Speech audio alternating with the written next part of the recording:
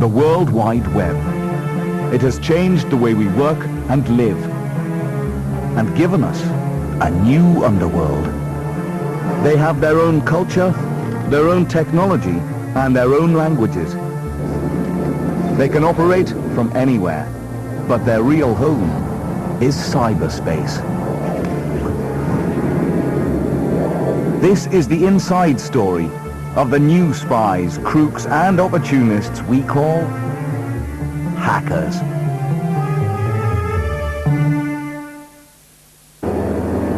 "24 hours a day,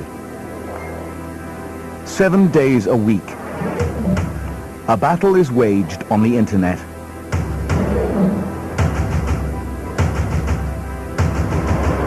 Dennis Treese leads an international team of virtual security guards, ready to spot and neutralize any attack.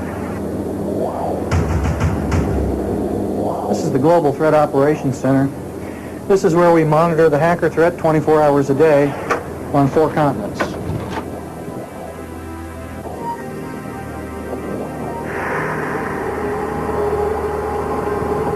Minute by minute, hour by hour, specialists monitor systems, analyzing any abnormalities they encounter. While most are routine occurrences, any one could be the first sign of a crippling attack. We had just about 400 pre-attack probes in that hour. 1,500 denial of service attacks in that hour. In the last year, the team has intercepted 83 million hacker attacks aimed at the corporate networks they protect all over the world. Key is flying through an asteroid belt all the time. He's constantly being inundated with, decisions to go around these things, up, over, etc. What is it? Is it going to hit the ship? And if it does, is it big enough to do us any damage? It's a computerized game. The bad guys against the good guys, if you will.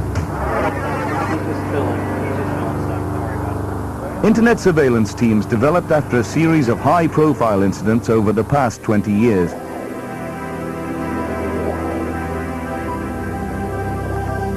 One of the first was launched by the now legendary Captain Zap. His target, the computerized billing system at American telecommunications giant AT&T. The telephone rates are too high, just in general. So why not reduce the rates for some people? Or all people? Captain Zap went looking for a way to break into the phone system. We would go dumpster diving at the phone company offices late at night, because they don't throw out food, they don't throw out garbage, they throw out manuals. A huge box of weather-protected data that I can come after and get from you. It kind of gives you a good snapshot view of their daily existence, morning, noon, and night. Underhanded intelligence, a hacker's ammunition. Captain Zap got to work. Sit down in front of the terminal, turn it on, and start hacking.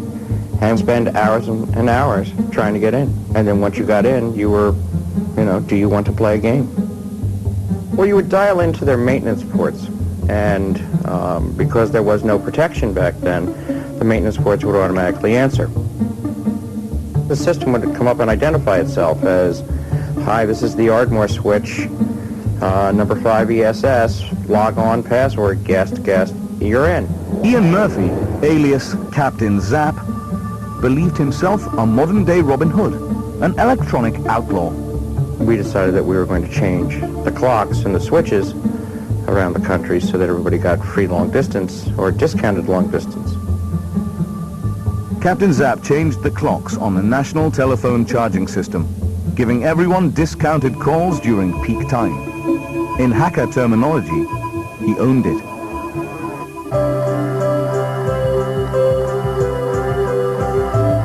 Inside AT&T's computers, day became night, and night became day. We changed their clocks so that there was an exact 12-hour difference. Millions of callers started saving money at the telephone company's expense.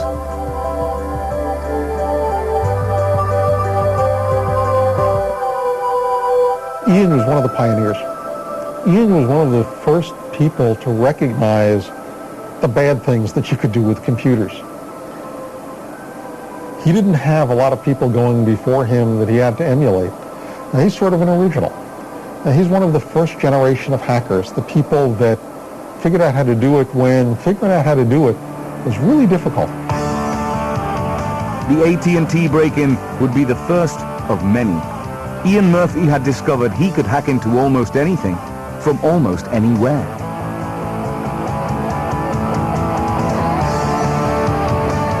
According to Wired magazine, the top hack ever done by any hacker was the AT&T time clock hacking. They consider that the finest hack ever. NYPD Sergeant Jimmy Doyle runs New York's computer crime squad investigating electronic break-ins. To him, hackers like Captain Zapp are nothing new. Basically what you have is an individual that may do web defacements, break into that website, change the page a little bit. That would be the equivalent of graffiti artist. Then you have someone that would break in to steal something, a burglar.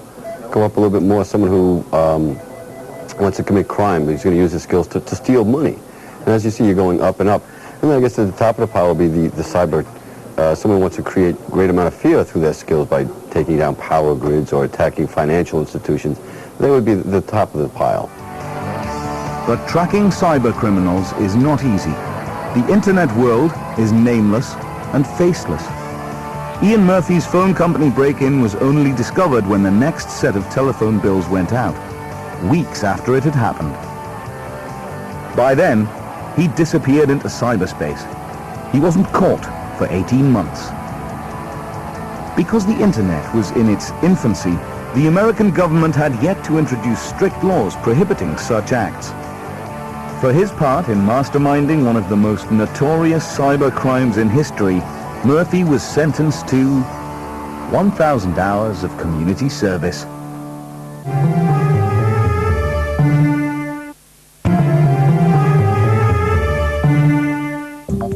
Criminals used masks to hide their faces as they burgled and robbed.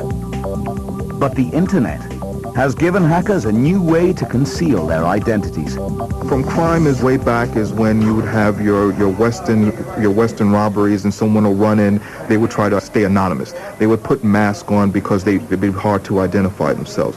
Now if you take that and fast forward it to the year 2002, it's the same basic principle. I mean, you don't have a person putting on a mask, they're sitting behind a computer. At least one cyber criminal hides behind both a mask and a monitor. KP knows British police want to speak to him about an electronic break-in at a mobile phone company. This hacker went one step further than Captain Zapp. He increased the bills of anyone he didn't like. I did look up several people I was having a disagreement with at the time, trying them through that database, and made several slight changes to the billing records, but nothing so conspicuous as to be noticed. Turning their service off, having them blacklisted. It was great. I was sat up until 4 or 5 in the morning just knowing that I was the one person that was doing what I was doing and nobody could even come close and touch me. The forensics team at the New York Police Department Computer Crime Squad traces and identifies hackers using the electronic equivalent of fingerprinting. When it comes to cyber break-ins, computers themselves are the scene of the crime. Suspects' drives are routinely seized or cloned in the hope that they will provide detectives with a history of a hacker's actions and targets. What we do on occasion is either go in and use these devices to make an exact copy of the suspect's hard drive and then bring it back here for analysis.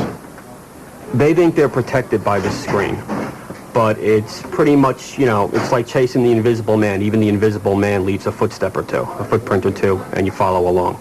A growth in the number of online outlaws has prompted the New York Police Department to beef up its computer crime squad. It's now the department's fastest growing unit. Okay, let's go get bad guys. But just as these digital detectives have developed hardware to trace cyber criminals, hackers all over the globe, masterminds like KP and Captain Zapp, have developed their own software. I scan networks 24 hours a day. I have a computer sitting at the flat on a clock basis that dial up using 4 different phone lines and look for codes for me, and I come back, get in, see what they found, and you're going to find that security hole that nobody else will find, and you will get in and you will exploit that. In the fight to stop illegal hacking, the constant exchange of information is crucial. So the team at Internet Security Services Global Threat gathers every morning for a live briefing. You can cause a complete crash of services on the Nobel. They share worldwide intelligence with the FBI and other colleagues all over the globe. From being executed on the server by means of Constant communication is vital. New threats appear all the time. Every vulnerability is open to exploitation. Like 2 megabytes, and it's going to crash on the spot. And on port 9090. Every day they assess the risk level. Software development that's being done in India is actually going to... Okay, great. So we'll notify everybody that we'll stay at 1-1. Oh, we have 1-1. This morning, they've set the alert at a routine level 1. But even without an impending threat, systems that don't have basic protections, such as firewalls or encryption software, are still vulnerable. At AlertCon 1, an unprotected computer will be compromised within 24 hours of connecting it to the internet.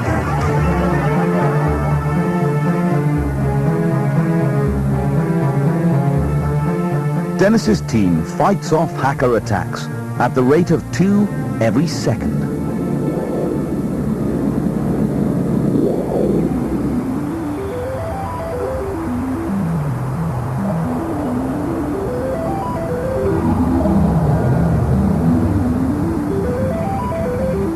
The rise in internet exploitation has given birth to a new profession, ethical hackers. Some big businesses pay those, like 26-year-old Brian Holyfield, to break into their own computer systems. Brian and his colleagues are called the Tiger Team. Well, Tiger Team is a group of computer security professionals that a company hires to try and break into their networks from the internet. And the reason they do this is that they want to make sure that they can identify all the potential security issues. That way they can minimize the risk of someone that's an enemy of the company, for example, doing the same thing. Brian's job is to lie and cheat his way to any information he can find.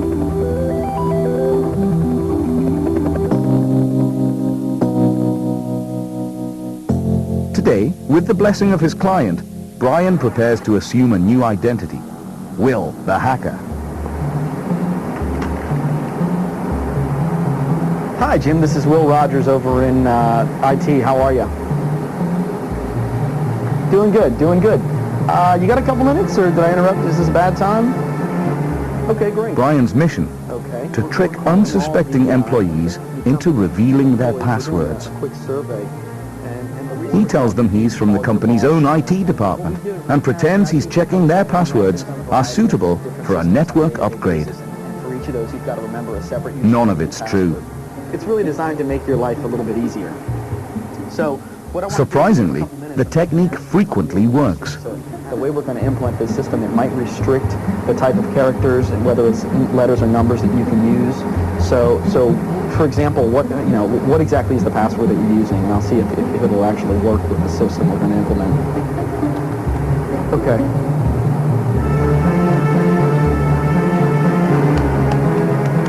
Brian has successfully convinced numerous members of staff to reveal their passwords. But you're just using letters and numbers, so that shouldn't be a problem. All right, bye-bye. He can now use them to unlock the company's secrets. You can do a lot of damage with the information that we see, and there's a lot of privileged information that we see on a day-to-day basis. So you've really got to have a strong sense of ethics. We could obtain, let's say, access to a company's credit card database. Well, your typical hacker out there is going to take the credit cards and try and sell them somewhere and make a profit off of it. We're not. The emergence of ethical hacking as a legitimate way to earn a living amuses seasoned hackers like Ian Murphy. Ethical hackers don't have the mindset. They are above board, nice people. You hire an evil, rotten if you want a job done. All right, it comes down to this. Dirty deeds done really expensive. And that's the way it should be. You know, learn to hire the thief to tell you how to steal something. Don't hire a cop. But 70% of hacker attacks are never reported to the police. Instead, many of the biggest businesses turn to private detectives, like Alan Brill. Okay, well, I'm on the way. I'll be there as soon as I can. Day and night, Alan and his team are poised with mobile hacker detection kits, helping corporations stop the hackers and keep the break-ins quiet. We work for the corporation. We can help them to understand without having to go to government. Once you go to government, they really control the case. Will they take the case? Who's going to prosecute it? What publicity will there be about it? In this day and age of volatility in the markets, that's not always something you want to take a chance with.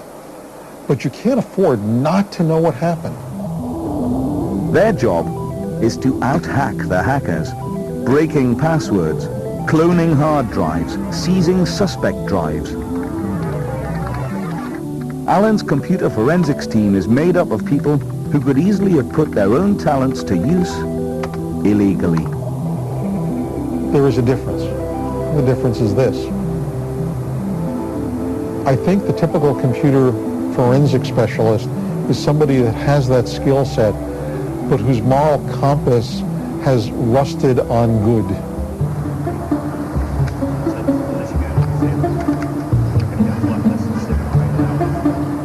But while their goal is to root out and neutralize vulnerabilities,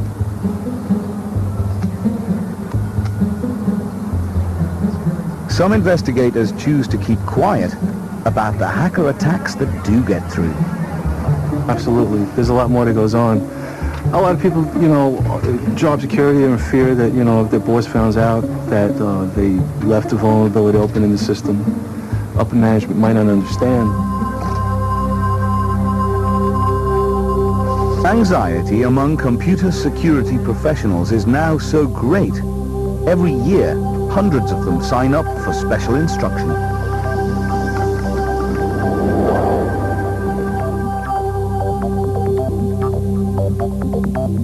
Extreme Hacking Class. It's where the ethical hackers and systems administrators come to learn the latest tricks of the trade.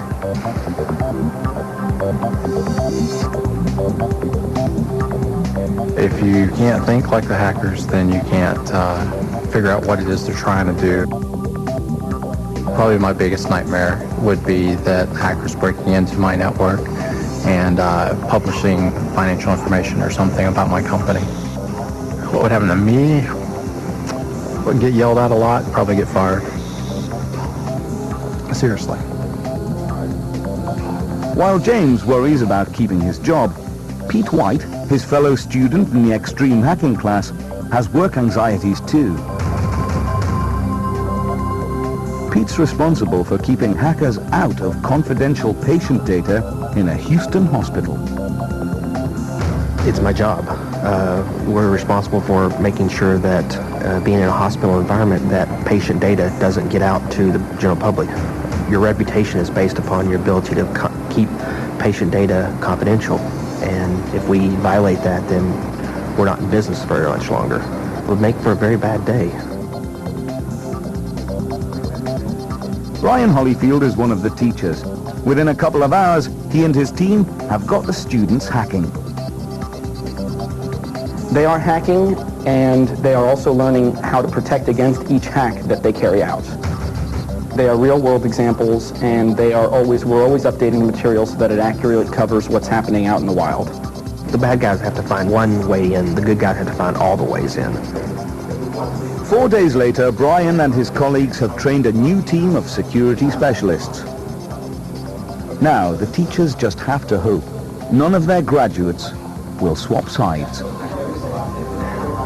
Using it for bad, I don't do that. I mean, I don't understand why you would, what's the thrill of going and breaking into someone's systems,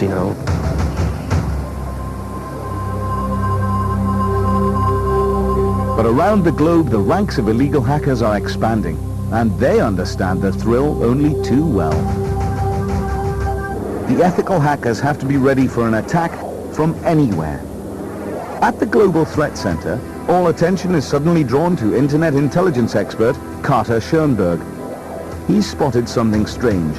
A major electronic pipeline carrying the Internet's traffic is being slowed down by a suspected hacker attack. It looks like it's following the time zones across the Pacific. Indonesia is pretty much getting slammed. It appears to be starting the Pacific Rim, making its way towards North America. South America still seems to be okay, but it seems like it's making its way towards North America. It's a possible attack on the infrastructure of the Internet itself. It appears that for whatever the reason, whatever this causes, it's moving with the sun, starting the Pacific Rim, making its way towards the U.S. You're witnessing trench warfare on the Internet. Experts in the U.S. fear such a major disruption could hit at the start of a working day, affecting millions of people. If it hits the North American continent like it's been hitting everybody else, and then anybody that has an attachment to the pipeline, any pipeline, would probably see some significant degradation. All traffic relying on the suspect Internet pipeline could fail. Carter makes an urgent check call to their sister station in Southeast Asia. As he does, the pipeline instantly recovers. The incident is over, gone as quickly as it came. It was just one of these anomalies, but it's an anomaly that when it happens, we were on top of it right when it occurred. We were able to bring it to everybody's attention. It's unclear if hackers were involved, but for several minutes, it looked like exactly the kind of attack Internet security specialists fear most. A major attack in an information war that could paralyze the Internet. For much of the 1990s, the computers of the United States military were defended against such an attack by a team led by Bob Ayers. I was director of the U.S. DoD Defensive Information Warfare Program. So if you think of the security program as keeping individuals out, think of the Defensive Information Warfare Program as designed to keep nation states out of DoD systems. Electronic espionage and sabotage are some of the latest tactics used by governments worldwide. 127 nation states have an active offensive information warfare program underway. In the mid-1990s, one of the United States' most secret military projects, the stealth bomber, became the target of hackers. Information began to leak out about its highly sensitive specifications. Extremely sensitive. It's sensitive to this very day. At the time, the existence of the aircraft was known. However, any of the characteristics or indeed even the image of the aircraft itself was not known. So it was an item of high curiosity. The secrets of stealth technology were held on computers at the Rivers Air Force Base in New York State, home to the U.S. Air Force Research and Development Laboratories. A system administrator at Rivers Air Force Base in New York noticed the attacks taking place. He noticed it 3 days after they began. And as soon as he noticed it, he reported it to my organization, and the reaction process then began. They knew someone was hacking into the secrets of the stealth project. But who was the culprit? And where was he hiding?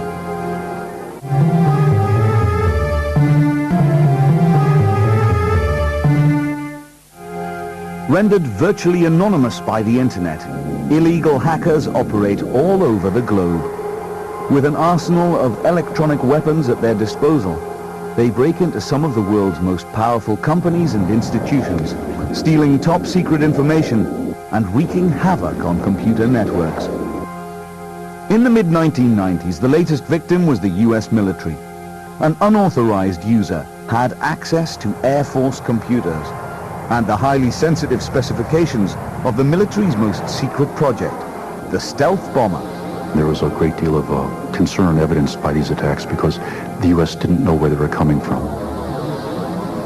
Was this insider activity? It's always the first question of electronic security specialists. The problem is hackers typically come through multiple launch points, and so they kind of play hopscotch on the internet.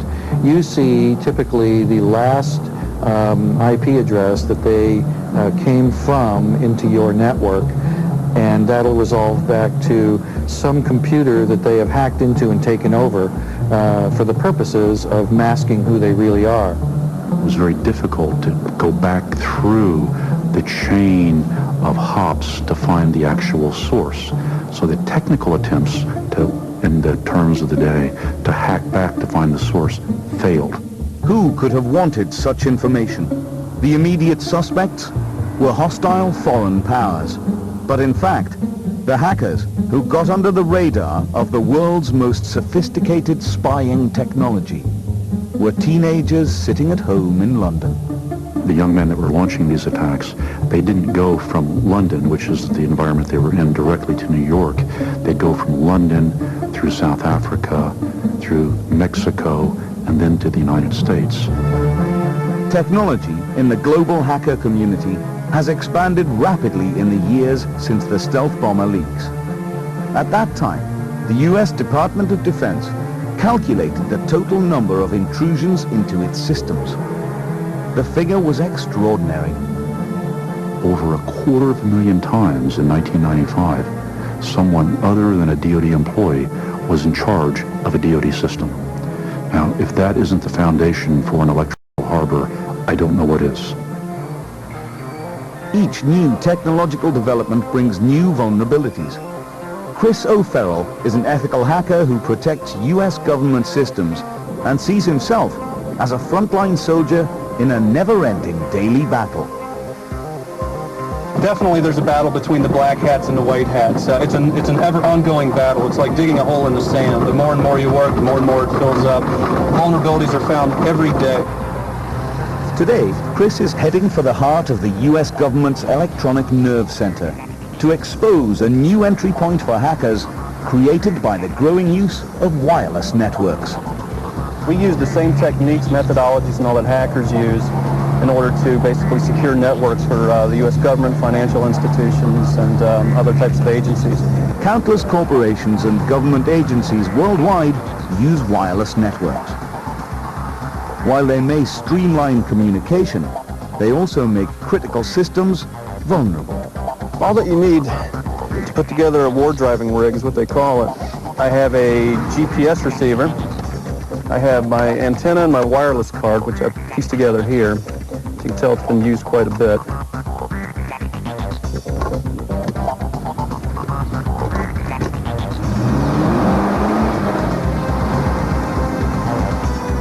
What Chris calls a war drive is an electronic fishing expedition looking for vulnerable wireless networks. Every time you hear a beep on the computer, you know it's another wireless network. There you go. I just found a couple. And up on Capitol Hill, you'll just start going crazy. It'll sound like a pinball machine here.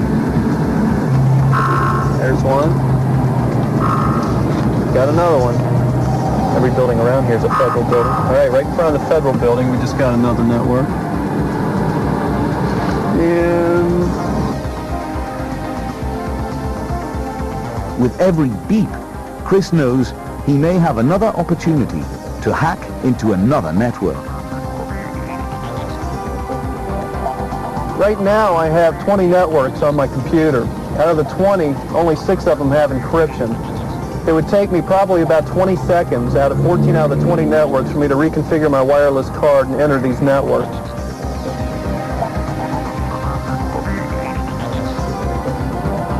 They can spend millions of dollars on security, have firewalls, and have all kinds of internal policies, but it only takes one person with one wireless access point to plug in. Anybody sitting where I am in my car right now can break into a government network in about 20 seconds. Well, what I've seen today really disturbs me. I don't understand why there's wireless access points beaconing out these signals out onto the roads, out into the parking lots of these government buildings in Washington, D.C. But hackers don't have to be within city limits to engage in an information war. The Internet's global reach means that hackers can attack from anywhere in the world. for the sake of healthy development of China-U.S. relations. Following the collision between a Chinese fighter and a U.S. spy plane in 2001, angry hackers from China launched an electronic war against U.S. systems. Chinese hackers banded together, and for a period of a week, they showed solidarity and compromised over 10,000 U.S. systems in a period of a week. So we saw that basically a loose group of hackers with one common political motivation can cause significant damage.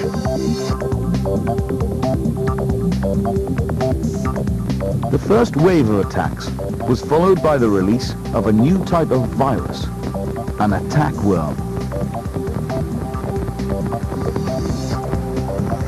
It became known as Code Red.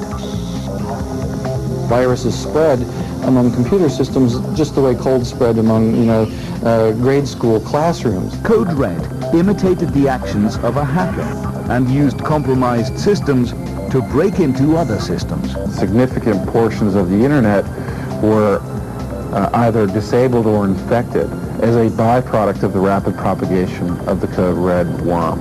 This propagation was so dramatic and so fast, and the cascading effect of hundreds of attacks coming from each infected computer simply overwhelmed the internet.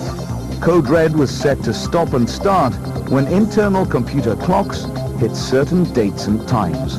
We noticed that, okay, it stops propagating when the system clock in the computer turns to the 20th of the month.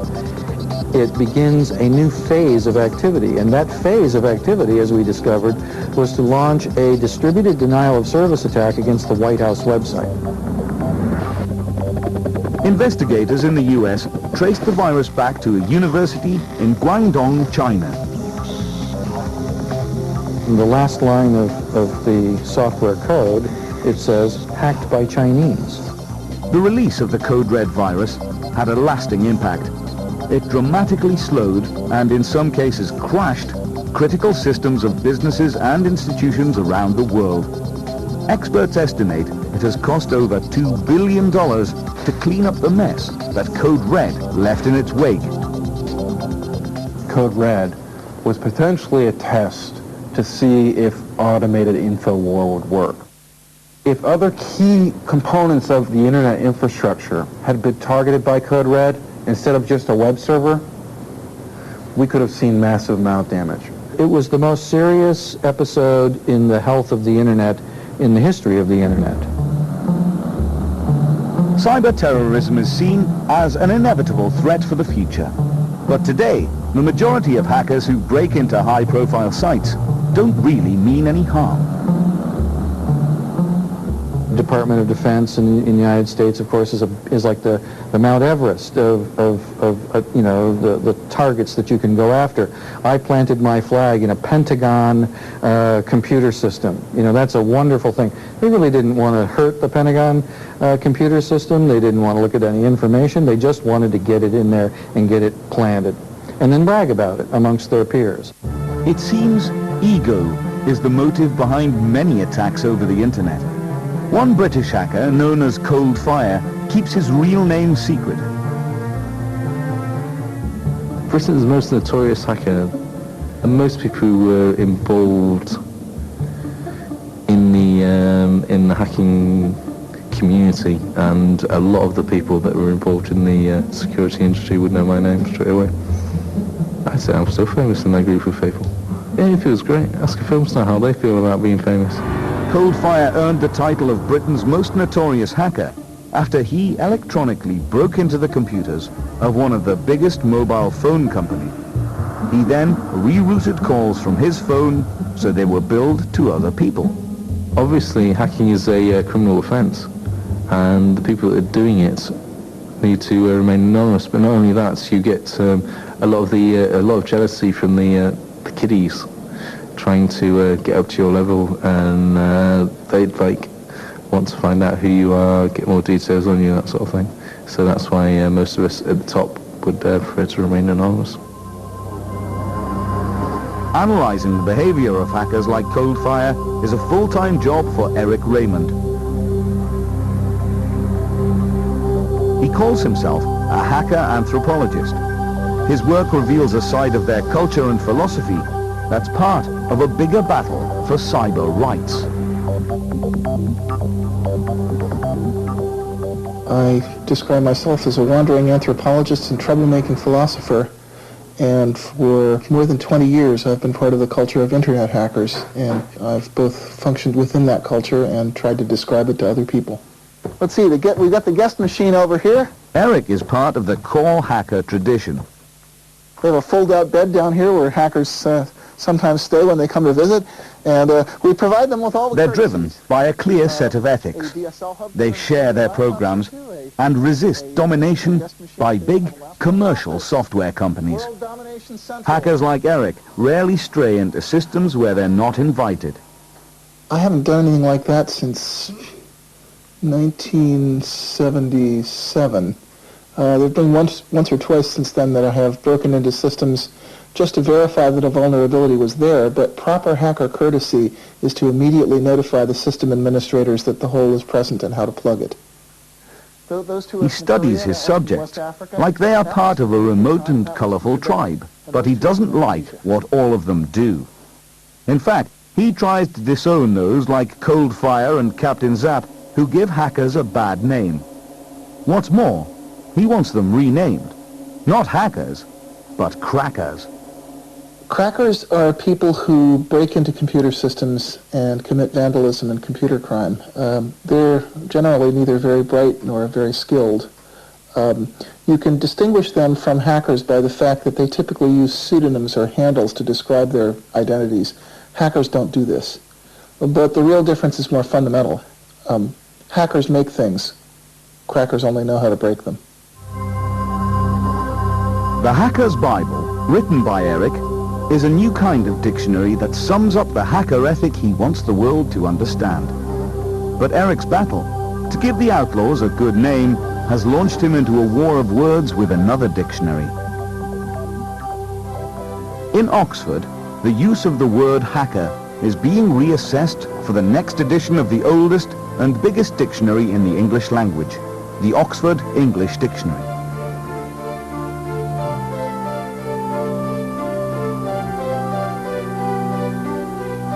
Nick Shearing is a senior assistant editor for the OED.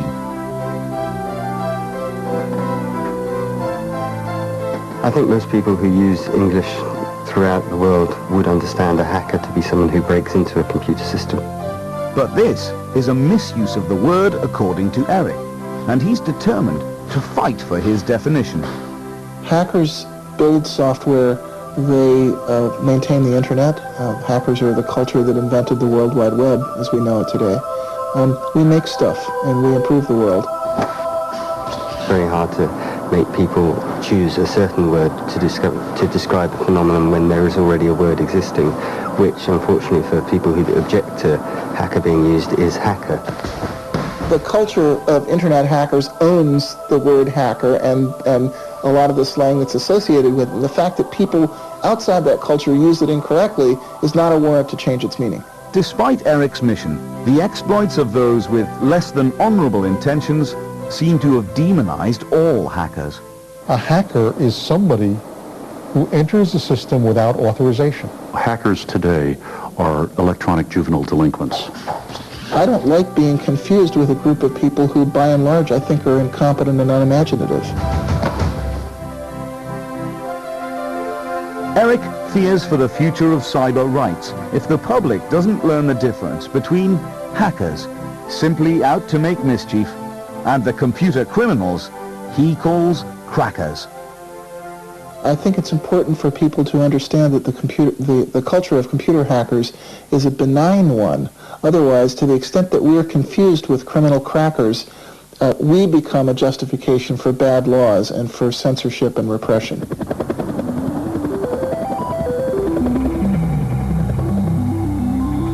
John Perry Barlow is a former songwriter for the Grateful Dead and the joint founder of the Electronic Frontier Foundation, which lobbies for cyber rights.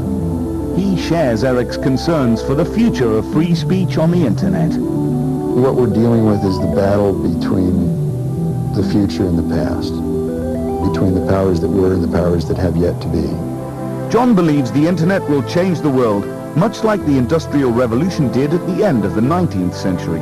He has crafted his own Declaration of Independence for the citizens of cyberspace. Governments of the industrial world, I come from cyberspace, the new home of minds. On behalf of the future, I ask you of the past to leave us alone. You are not welcome here.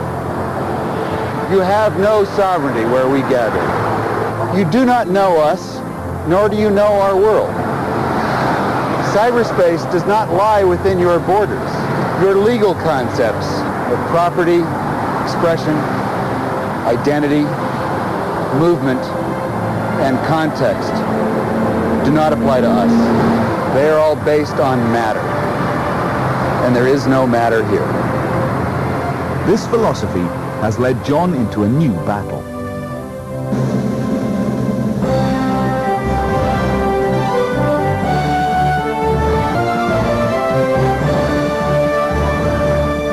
John and the Electric Frontier Foundation are supporting one of the most widespread and controversial forms of hacking. The hot commodity is stolen movies. The target? Hollywood.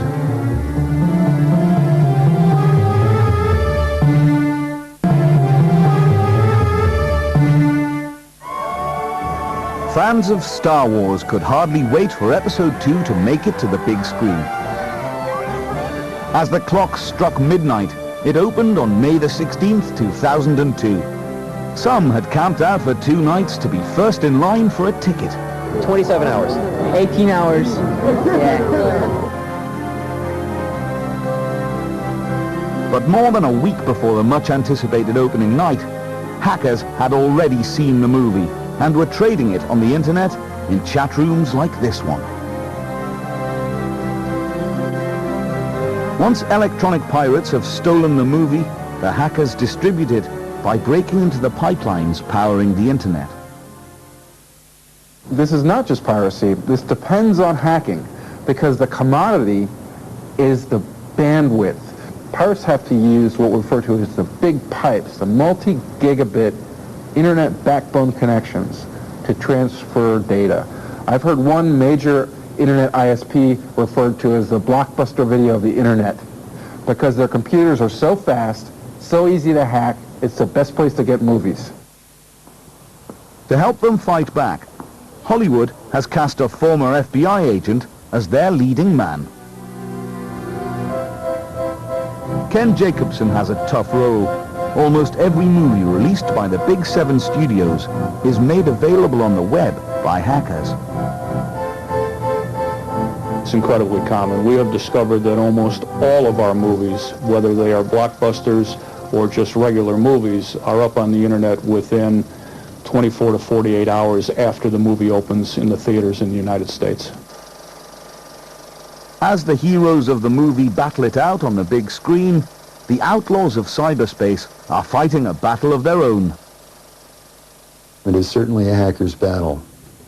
The hackers are the closest thing we have to troops outside of the lawyers that EFF employs to take the motion picture industry and the record industry to court. The hackers are the people who are literally going out there and breaking the encryption codes and unbottling the stuff that needs to be accessible to everybody. It amazes me because these are people who would never ever consider walking into a Tower record store or some other record store or a video store and walking out with a stolen CD or a stolen DVD or a stolen video cassette, but actually we'll go up on the internet and we'll take exactly the same product and we'll decide that it should be free and that it's not a theft that's occurred. The fight continues between the Electronic Frontier Foundation and the studios, but for the time being, the modern band of mischief-making outlaws appear to be getting away with it. As the first generation of teenage hackers reach their 40s, the battle between the angels and the outlaws has created a market for their skills. Captain Zapp has decided to cash in by switching sides. He has reinvented himself as Ian Murphy, security specialist. The embodiment of Captain Zapp with a business viewpoint. I'm a hacker. You might as well hack life to its fullest. We will create a civilization of the mind in cyberspace. May it be more humane and fair than the world your governments have built before. I'm not saying that I've ever hacked, but I can understand the thrill firsthand. You take a good close look at your average security person, he's a former black hat. I mean, in almost every case. You know, who still actually understands the thrill of it. Some people like to bungee jump, some of them like to parachute, some of them like to, you know, do all kinds of strange things, but hackers, it's a rush. I'm sure they do it for the rush effect. Do I think it's a good thing to do? No. Do I want my kids doing it? No. But can I sort of understand it? Yeah, I think I can. Your mind's going 100 miles per hour behind the scenes. You're thinking, I could be doing this, I could be doing that, I could exploit that, I could do this, I could do that. And you can't sit still and not think about that. It's always there in the back of your mind. You just need to do it. Like many conflicts, the battle between the ethical and the illegal hackers is a war between people who speak the same language, use the same tools, and play the same games. It's great. It's a wonderful thing to do, and it's like permanent employment as well.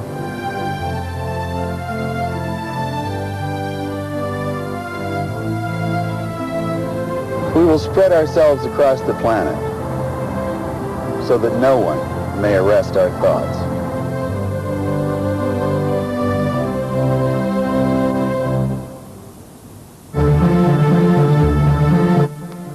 Coming up after the break, we're heading to Italy to join the archaeologists who are investigating what happened during Vesuvius's eruption 2,000 years ago.